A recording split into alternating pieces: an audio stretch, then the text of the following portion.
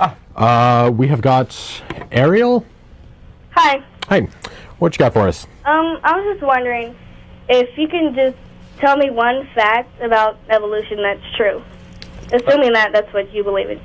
One fact about evolution that's true. Yeah. It's a very broad theory.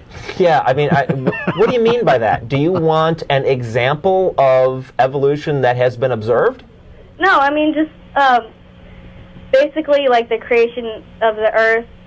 Is not evolution. Yeah, that has nothing to do with evolution. And no, also, I mean, humans evolving from, you know, they did. bacteria. How's that? Okay. You understand that to get from a thing like a bacteria to a thing like a human being would take a huge number of transitional steps? Right. Okay. Well, then I will answer your question. Yes, human beings, ultimately, if you trace our ancestry back, you'll get to a thing like a bacteria. But, I mean, there's never been any fossils found that have proven the transitions. But you don't. But that's not how transitions work. Here, let me explain something to you about transitional forms. Okay.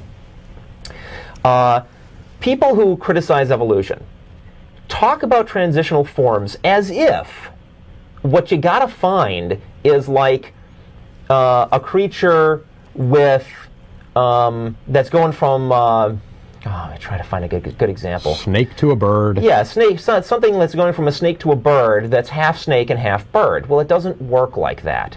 Every single life form that ever existed is a complete life form unto itself, right? It's a species. It's that over time, separate groups slowly diverge. But all the time, every single fossil of every single one is a complete creature. It's not like a hybrid monster.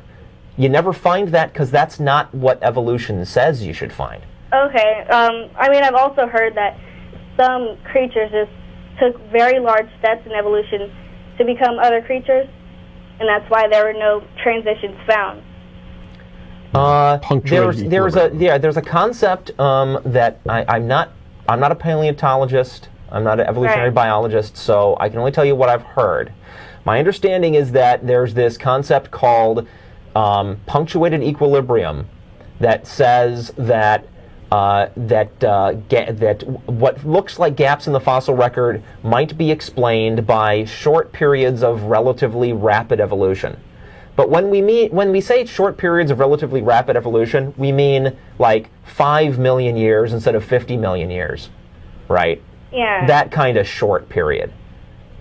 Okay. But nobody ever said, no scientist ever said that, like, you know, a kangaroo gave birth to a platypus.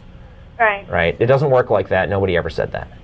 Well, actually, I have heard in a book I read that they said that one day a dinosaur laid an egg and a bird came out. Yeah, no, that's not how it works. Whoever wrote that book was lying to you about what evolution says. Okay. What came out of that egg was a dinosaur that was very, very slightly more like a bird than the dinosaur that it was born from. That's all. Okay. But to our eyes, practically imperceptible. Well, can I? We're not saying a dinosaur with feathers. Okay. Very tiny. I'm just wondering, like, what's your theory on how the Earth was created? That's called cosmology.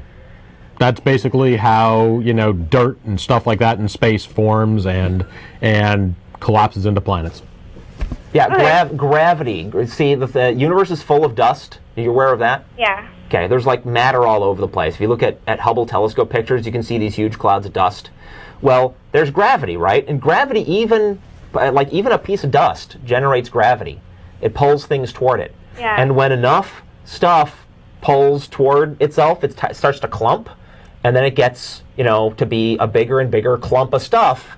And that is ultimately where you get, like, suns and planets and things from. Right, but where can life be formed from dust? Yeah, but that's now a whole we're talking about different. That's a different question. Well, I mean, that was like those are two separate areas. Yeah. Here is a website for you and everyone else who's watching to go to. Caller, you sound kind of young. How old are you? 15. 15? Okay. Yeah. I hope this isn't over Ariel's head. Well, for you and anyone else who's watching, there's a website on your screen, talkorigins.org. They have lots of articles and facts on there which kind of talk about how do planets form, where did life come from, how did life first start, what is evolution, where does evolution pick up, where are theories about it, all that kind of stuff. It explains a lot of it in detail. So that is a good site. I was just wondering what your opinion was, because I'm pretty... my opinion, our opinion is mostly covered by that site. My opinion is that there are people called scientists, and their job is to look at the evidence and try to figure out what happened. And then there are people called preachers, and their job is to take a 2,000-year-old holy book and tell people that that book was already right about stuff that nobody had ever studied because God told the people that wrote the book the truth, right? And of those two groups, when it comes to things like evolution and the origins of the Earth, I trust the scientists and not the preachers. That's my opinion. But I'm just saying, I don't find any truth in anything that they speak because nothing's actually been proven. Well, if you go to that website, they can show you all kinds of stuff that's been proven. Yeah, you haven't looked all that hard then. So, anyway, we're going to let you go because we've only got about a minute left on the show. But thanks all for calling. Yeah. Yes, science has proven itself time and time and time again that it's a pretty reliable way of looking at the world and making progress.